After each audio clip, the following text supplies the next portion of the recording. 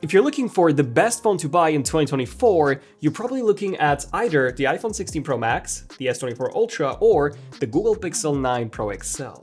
So, which one's better? Well, they each have their own positives and negatives. So in this video, I'll be comparing everything from their design, display, camera, all the way down to AI, battery, and price to help you guys decide. Also, we're giving away an iPhone 16 Pro Max, an S24 Ultra, and also a Pixel 9 Pro XL in partnership with our longtime partner, Bitdefender.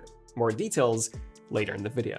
Okay, so starting off with the design, you'll see that from the front at least, the iPhone and the Pixel look almost identical, whereas the S24 Ultra has this more rectangular shape. They all look unique from the back here, and they're all easily recognizable from a distance. After all, each of these companies have had more or less the same design over a number of years now, with some minor tweaks. Personally, I do prefer the Pixel's design more, as it is more symmetrical than the others, but that is simply a matter of taste. There's also a difference when it comes to their frames, with Google having this polished aluminum frame, and then Samsung and Apple both having this matte titanium frame. Now, after holding all of them in my hands, I gotta say, the Pixel does feel the most comfortable here. That's because it's got the narrowest frame, and on top of that, it's got these rounded corners that follow the contour of my palm perfectly, so it honestly feels great. The iPhone is similar, but since it is wider, it is also not quite as comfortable. Whereas Samsung has these very sharp edges that actually dig into my palm,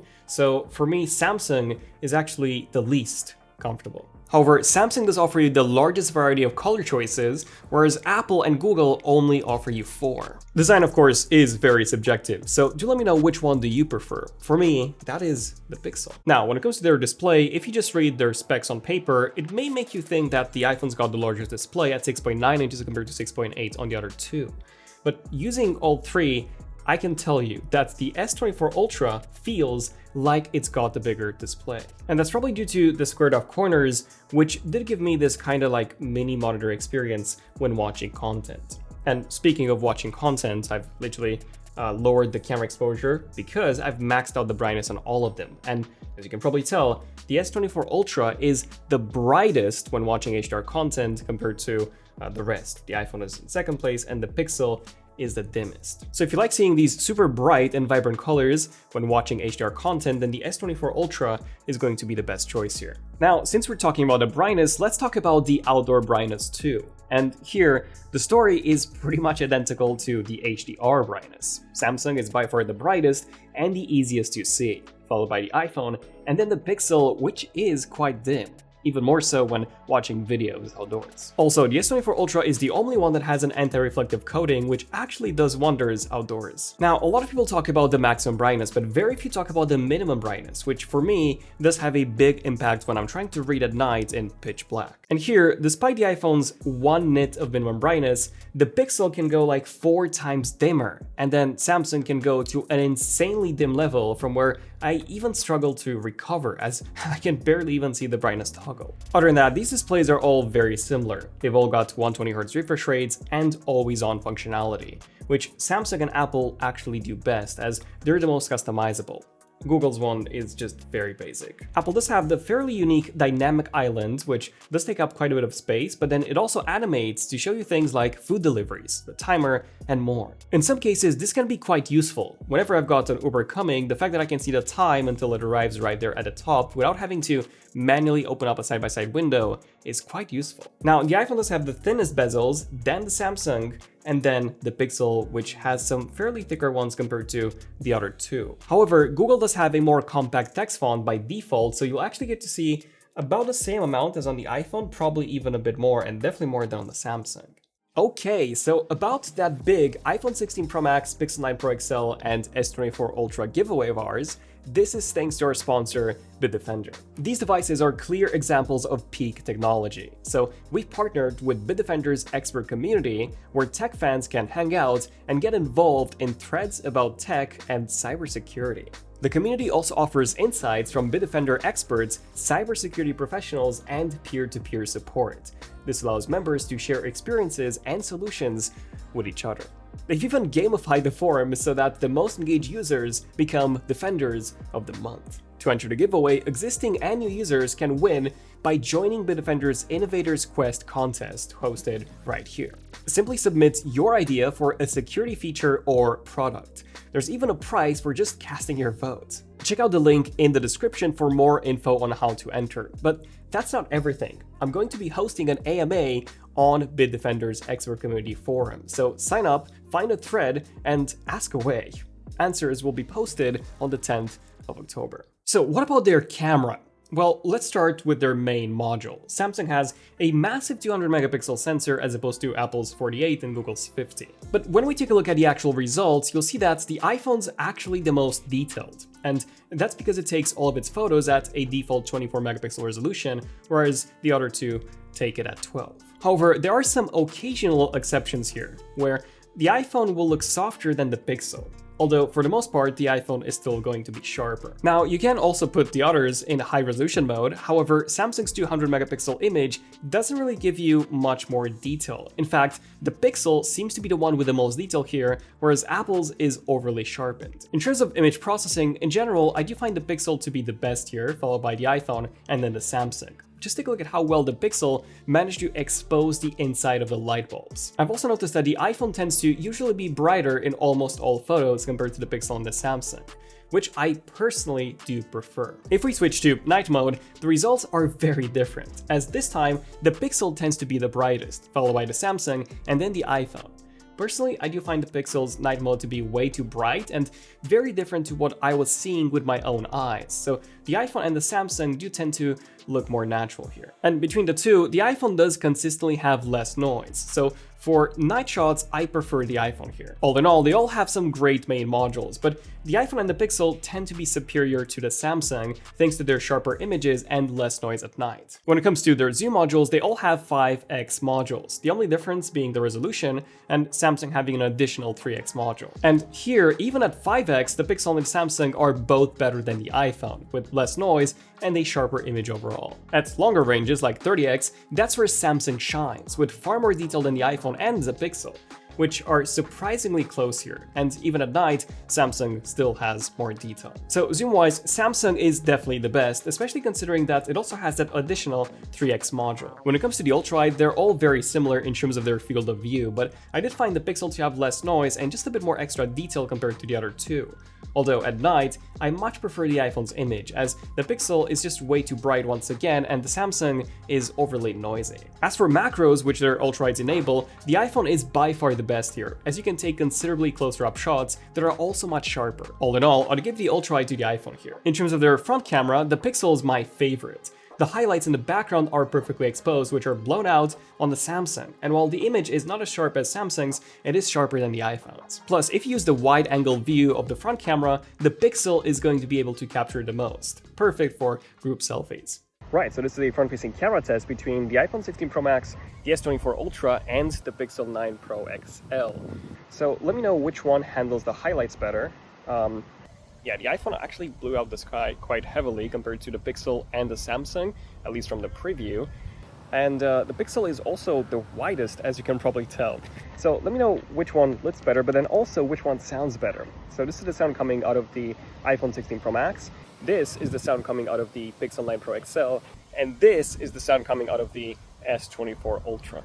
In terms of back video, as you can probably tell, they all look very similar, with the iPhone being ever so slightly sharper and with a tiny bit more shadow detail than the Pixel and the Samsung, although you'll honestly be very happy with either of them here. Night video is noticeably better on the iPhone. The Pixel is the worst by default, but if you enable nighttime video, which takes a couple of hours to process, the footage will end up looking miles better and superior to Samsung's. However, the iPhone is still cleaner here. On top of this, the iPhone also has superior special modes like cinematic mode and action mode that are noticeably higher res on the iPhone. The iPhone can also do 4K 120 in both regular shooting and slow motion shooting. Samsung can also do 4K 120, but that's only in slow motion. Samsung does have 8K video support, which the Pixel also has if you let it process for a few hours thanks to Video Boost. However, unless you've got an 8K TV, I think most of you will find 4K 120 and unique features like ProRes log and the ability to record on external SSD, all features that the iPhone has, more useful. So yeah, for recording video, I'd say the iPhone is overall the better choice. Now, when it comes to portrait mode, they're all very good when it comes to capturing a person. Apple and Samsung tend to do a slightly better job with their edge separation. Apple and Samsung can also use their 5x modules for portrait shots, which look absolutely stunning. I think Apple's doing a slightly better job here with a sharper image and a more natural look. Now, if you like taking portrait mode shots of pets, Samsung will give you a better result with an almost perfect fur separation, whereas Apple will give you a more realistic focus fall-off. And if you use portrait mode on objects and plants, Google seems to do an incredible job here, although it does have considerably less background blur than the other two. This can all be adjusted in post on each phone, by the way. As for the camera app itself, I prefer the Pixels, as it's the simplest but at the same time quite powerful. It's got features like Add Me that let you add yourself into a group photo, even if you're the one taking the photo. Best Take that automatically picks a smiling face in a group shot, and a number of useful photo taking features too. Samsung's UI is more advanced but also more complex, whereas Apple is a bit convoluted, and some controls like the flashlight and night mode are repeated twice for whatever reason. Now, they do feature photographic styles which let you capture your photos in a predefined look, but Apple doesn't have any unique camera features that Google does, like Add Me or anything like that. So it's hard to pick a winner in the camera department, as they've all got their strengths and weaknesses. But if I had to pick, I would pick the Pixel for photos, the iPhone for videos, and the Samsung for zoom and portrait shots. And by the way, if you love the wallpapers that you're seeing throughout this video, they're all from our app Wallpapers, linked down below. Now, when it comes to performance, if we take a look at just the raw performance, the iPhone's the fastest, followed by the Samsung and then the Pixel, which is trailing quite far behind the other two. However, in real-world usage, they all feel great, and they're all crazy snappy and fluid to use.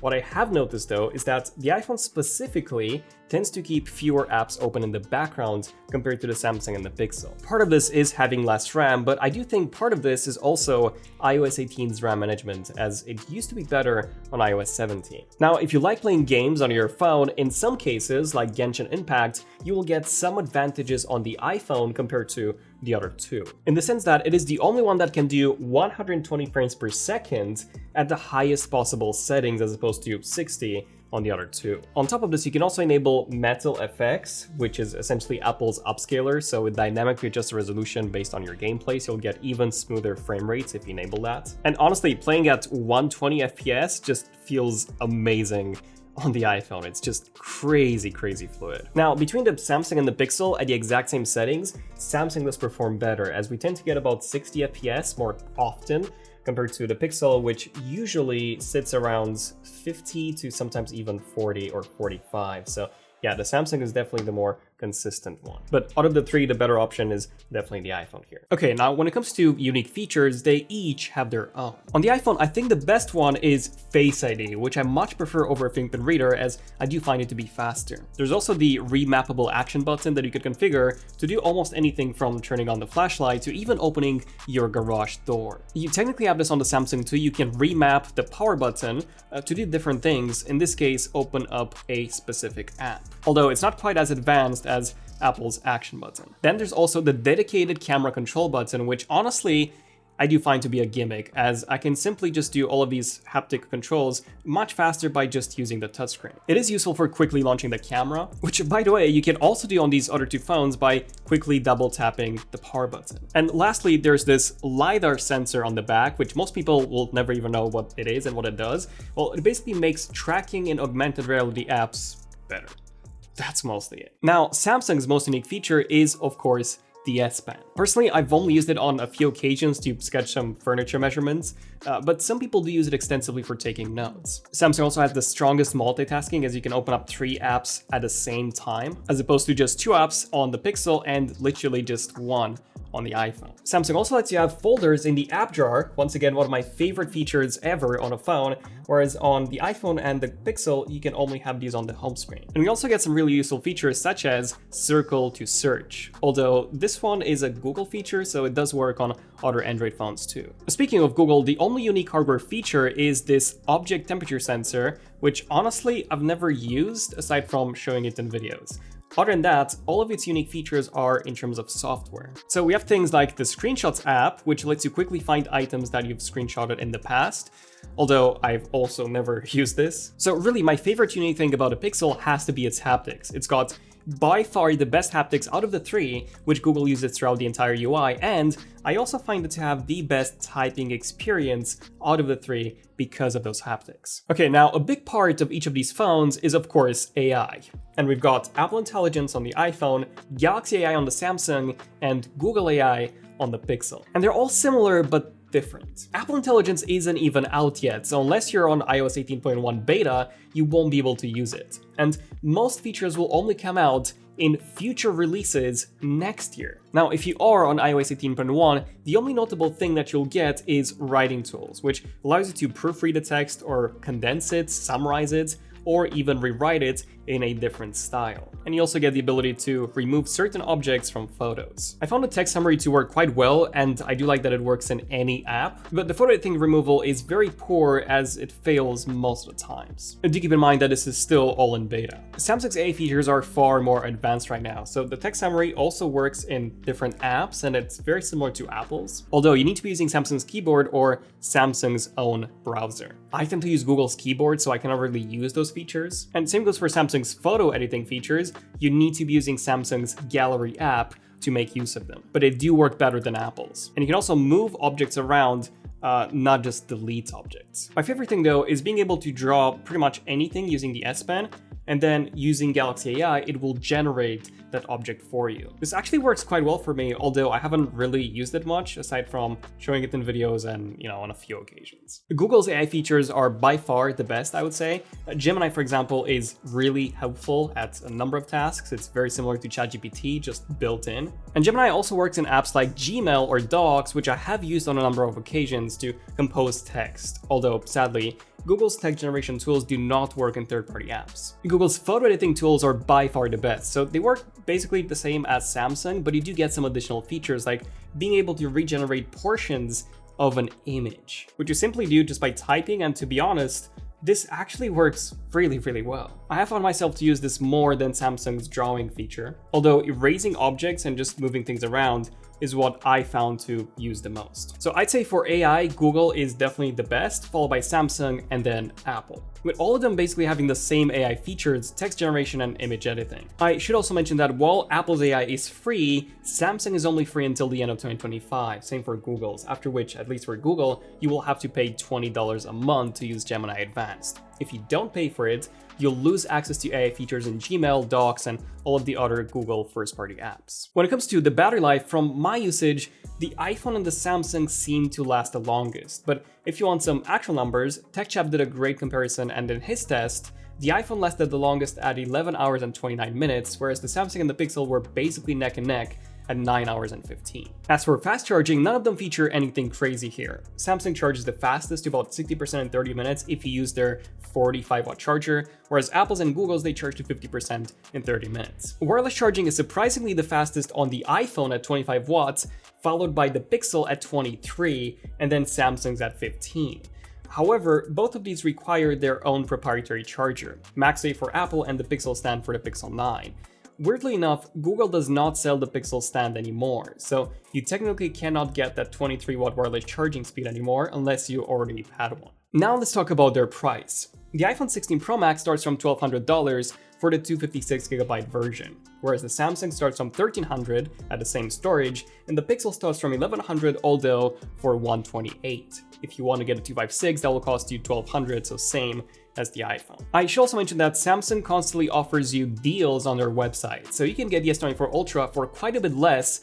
And then Google also has some great trade-in deals. Plus, Samsung and Pixel, they will be far cheaper if you buy them later or used, as opposed to the iPhone. So if we talk value, I'd say the Pixel is probably the best here, especially if you consider the offers and or the used market. But in terms of which one to pick, that fully depends on what's most important for you, as they've all got their pluses and minuses. So let me know, after everything that we've discussed, which one would you go for? Don't forget about the giveaway with Bitdefender, link in the description, and stay tuned for more videos. I'm Daniel, Son of Tech, and I'll see you guys in the next one. Son of Tech, signing out. Cheers.